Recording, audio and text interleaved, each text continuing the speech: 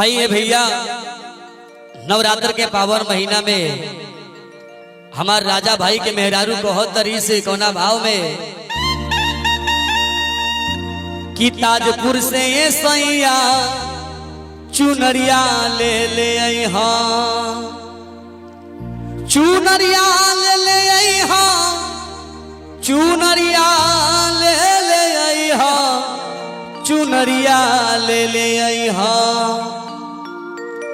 कि ताजपुर से सैया चुनरिया ले ले आई हाँ, चुनरिया ले ले आई हाँ, चुनरिया ले ले आई हाँ, चुनरिया ले ले आई हाँ,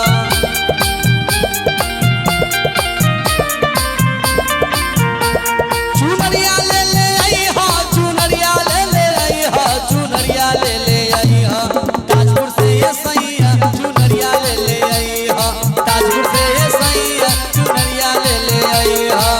होते सवेरे पिया जई हो बजरिया, होते सवेरे पिया जई हो बजरिया,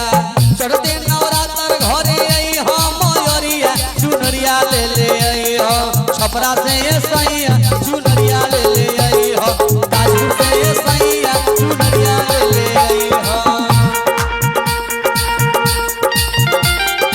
बाबा अरे माजे प्राय बाबा भाई हो, अरे बाबा रहो जय हो, अरे झूमे के बा हो।